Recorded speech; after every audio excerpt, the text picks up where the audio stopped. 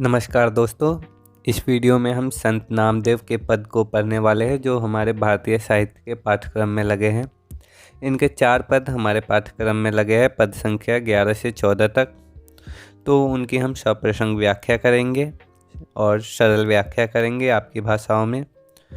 व्याख्या करने से पहले हम कवि हर बार की तरह इस बार भी कवि परिचय करेंगे। तो चलिए देखते हैं संत नामदेव जी का परिचय। संत नामदेव भारत के महान भक्ति संत और कवि थे जो महाराष्ट्र में जन्म लिए। वे वारकरी संप्रदाय के प्रमुख संतों में से एक थे और भगवान विट्ठल यानी कि विष्णु के एक रूप के प्रति अपनी भक्ति के लिए प्रसिद्ध हैं। संत नामदेव ने अपनी कविताओं और भजनों के माध्यम से भक्ति मार्ग का प्रसार किया और लोगों को भगवान की शरण में आने का उपदेश दिया। उनके भजन सहज, सरल और हृदय स्पर्शी हैं, जिनमें भक्ति, प्रेम और भगवान के प्रति गहरा समर्पण व्यक्त होता था। नामदेव ने महाराष्ट्र में संत ज्ञानेश्वर और उत्तर भारत में संत कबीर के साथ संपर्क स्थापित किए, जिससे उनके विचार और शिक्षाएं महाराष्ट्र के साथ साथ उत्तर भारत में भी फैली। उनकी रचनाओं का प्रभाव इतना गहरा था कि उनके कुछ भजन सिखों के पवित्र ग्रंथ गुरु ग्रंथ साहिब में भी सम्मिलित किए जा चुके हैं।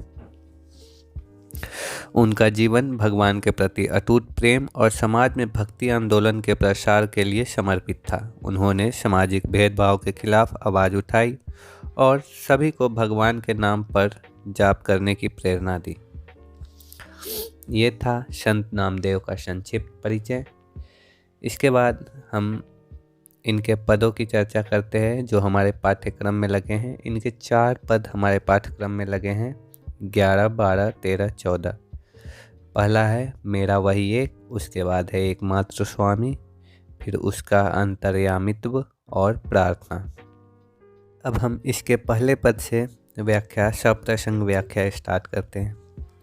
पहला पद है मेरा वही एक। इसमें संत नामदेव कहते हैं, मैं बौरी मेरा राम भतारू, रची रची ताकऊ करऊ सिंगारू। नामदेव यहाँ खुद को भगवान की पत्नी के रूप में चित्रित करते हैं और कहते हैं कि वे अपने भगवान राम के प्रति पूरी तरह से समर्पित है। वे खुद को बौरी कहते हैं और यह स्वीकार करते हैं कि उनका जीवन, उनकी सारी तैयारी केवल भगवान राम के लिए है। वे भगवान के प्रति 16 श्रृंगार करते हैं। यह दर्शाता है कि उनका मन और तन दोनों भगवान की सेवा और भक्ति के लिए तैयार हैं। उसकी अगली पंक्ति में वे कहते हैं, भले निंदऊ भले निंदऊ भले निंदऊ लोगु, तन मनु राम प्यारू जोगु। यहाँ नामदेव कहते हैं कि लोग चाहे उनकी निंदा करें, चाहे कितनी भी आलोचना करे, उन्हें इसका कोई प्रभाव नहीं पड़ता। उनका तन और मन पूरी तरह से भगवान के लिए समर्पित है। वे दुनिया की निंदा को नज़रअंदाज करते हैं क्योंकि उनके जीवन का एकमात्र उद्देश्य और प्रेम भगवान यानी प्रभु परमात्मा है। रहाऊ के माध्यम से इस भाव को मुख्य संदेश के रूप में प्रस्तुत किया गया है जो भजन का केंद्रीय विचार है।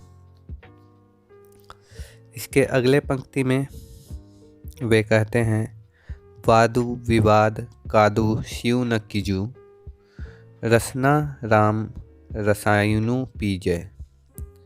यह पंक्ति एक महत्वपूर्ण सीख देती है। नामदेव कहते हैं कि किसी से वाद विवाद या झगड़ा नहीं करना चाहिए क्योंकि इससे मन अशांत होता है।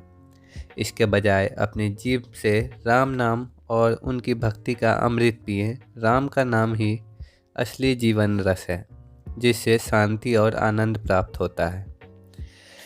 इसकी अगली पंक्ति में संत नामदेव कहते हैं, अब जिया जानी जैसी बनियाई, मिलऊ गोपाल निशानु बजाई। इस पंक्ति में नामदेव भगवान गोपाल को याद करते हुए कहते हैं कि अब जीवन का अंत निकट है और जैसा जीवन मिला वैसा ही जी लिया।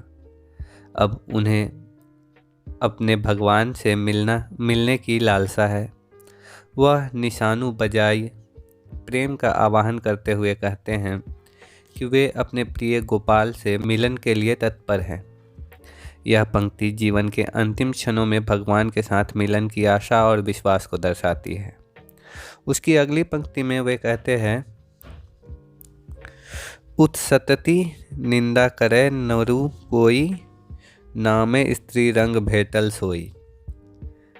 नामदेव कहते हैं कि कोई व्यक्ति उनकी प्रशंसा करे या निंदा, इससे उन्हें कोई फर्क नहीं पड़ता। वे कहते हैं कि उन्हें राम के प्रेम में डूबने का अनुभव प्राप्त हो चुका है और अब वे सांसारिक मान अपमान के परे हो गए हैं। इस संसार में हर कोई अपनी स्थिति से बंधा हुआ है, लेकिन नामदेव को भगवान का दिव्य प्रेम प्राप्त हो चुका है जो उन्हें सब कुछ से ऊपर उठाता है। तो यहाँ पे हमारा पहला पद समाप्त होता है। इस पद का मुख्य भाव यह है कि सच्चे भक्त को संसार की निंदा और प्रशंसा से ऊपर उठकर केवल भगवान की भक्ति और प्रेम में लीन रहना चाहिए। नामदेव अपने प्रेम को भगवान के प्रति समर्पण के रूप में व्यक्त करते हैं, जहाँ वे खुद को एक पत्नी के रूप में और भगवान को एक पति के रूप में देखते हैं। वे कहते हैं चाहे कोई उनकी कितनी भी निंदा करे या कितनी भी प्रशंसा करे, उन्हें इसका कोई फर्क नहीं पड़ता, क्योंकि उनके जीवन का एकमात्र उद्देश्य है भगवान से मिलन और उनकी भक्ति में रमना। इसके बाद जो दूसरा पद हमारे पाठ्यक्रम में संकलित है वह है एकमात्र स्वामी। इसमें नामदेव कहते हैं, बधु कीन होर माधव मोसियु, ठाकुर ते जनु जनते ठाकुरु, सेलु परियु है तोसियु रहाऊ। इस पंक्ति में नामदेव कहते हैं कि संसार में जो कुछ भी हो रहा है वह भगवान की ही इच्छा से हो रहा है। भगवान के अलावा और कोई ताकत नहीं है जो किसी को उससे अलग कर दे। भक्त और भगवान का संबंध अटूट है। भक्त और भगवान दोनों एक दूसरे के पूरक है। जैसे बिना भक्त के भगवान की आराधना का कोई अर्थ नहीं, उसी प्रकार बिना भगवान के भक्त का कोई अस्तित्व नहीं है। भक्त का अस्तित्व अधूरा है। नामदेव इस बात पर जोर देते हैं कि संसार के समस्त कार्य भगवान के आदेश और शक्ति से ही होते हैं।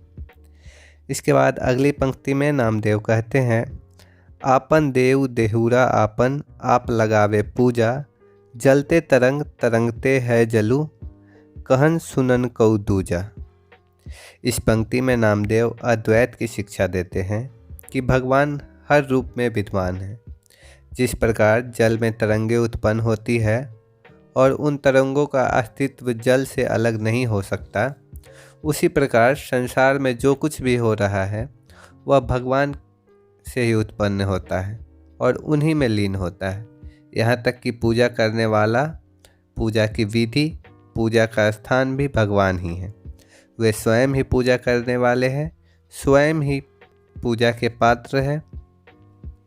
यह पंक्ति बताती है कि भगवान सर्वत्र है, संसार में उनके अलावा दूसरा कोई नहीं है।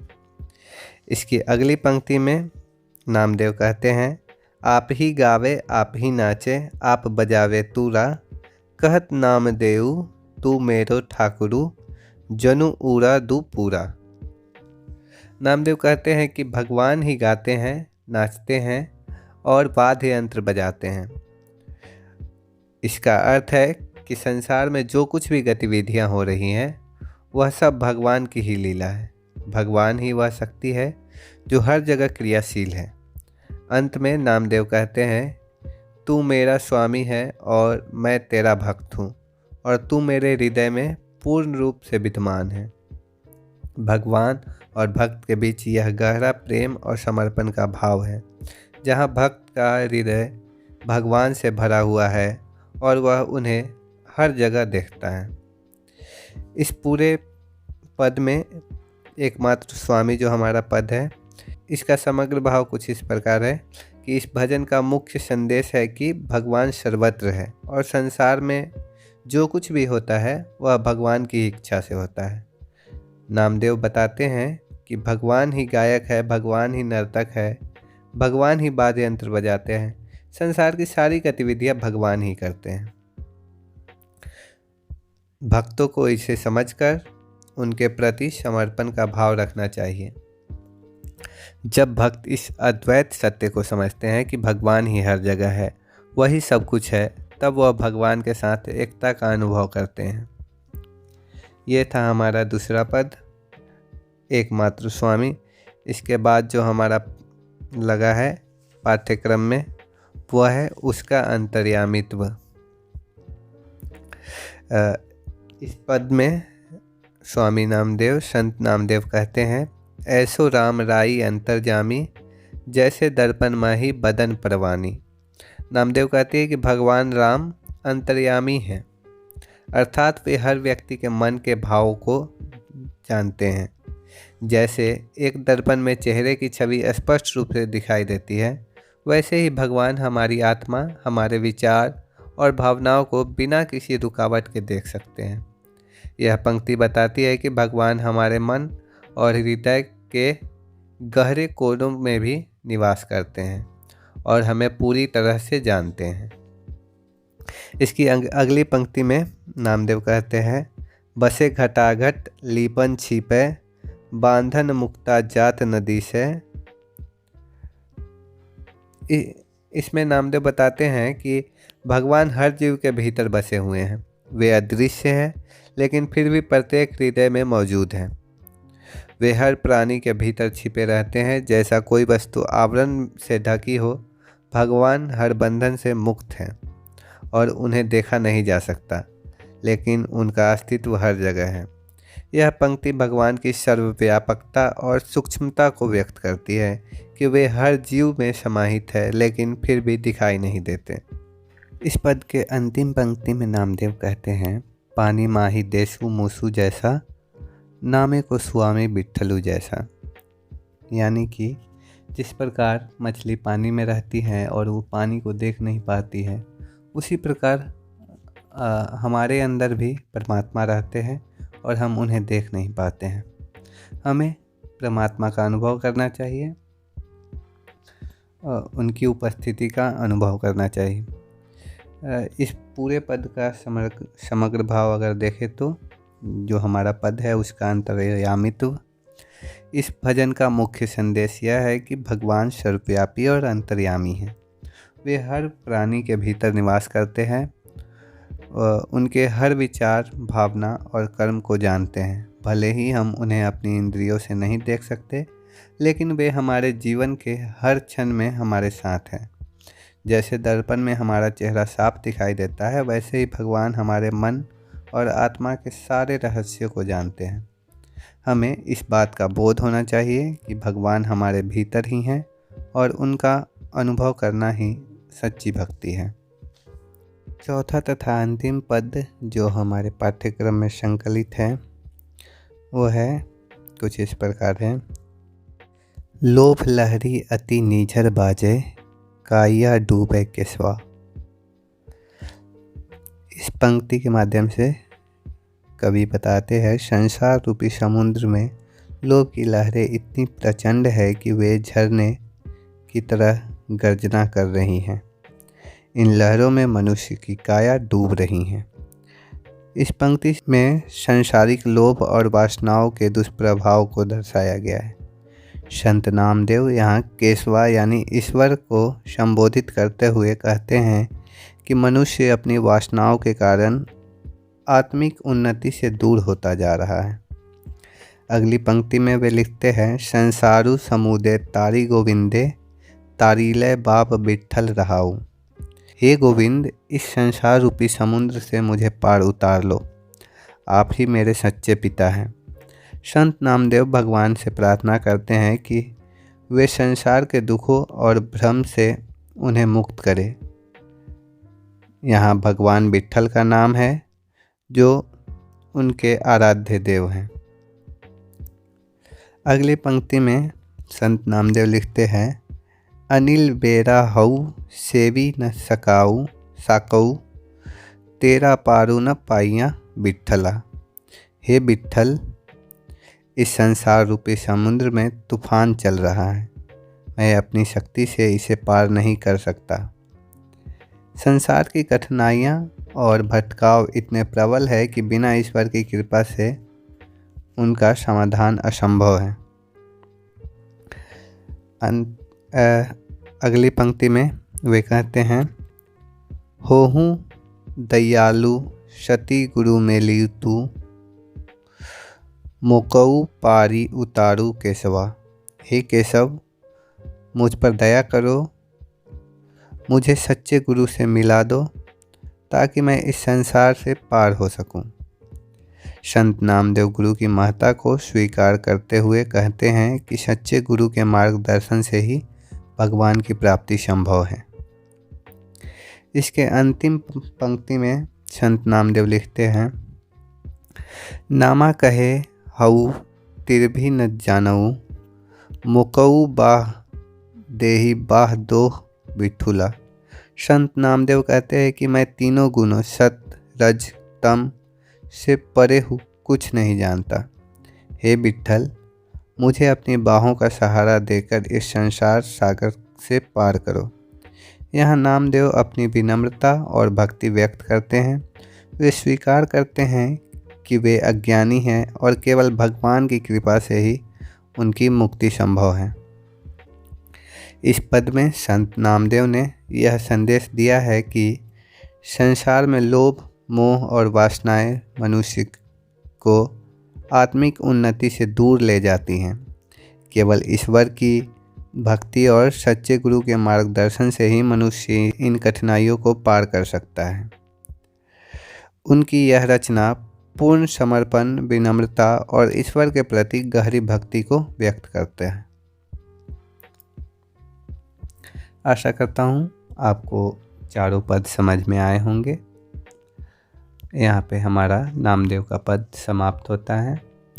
भारतीय साहित्य में जो भी रचनाएं लगी हैं वो सारी अब अपलोड हो चुकी हैं। आप उन्हें प्लेलिस्ट में जाकर देख सकते हैं। हमारे चैनल पर प्लेलिस्ट बन गए हैं। धन्यवाद।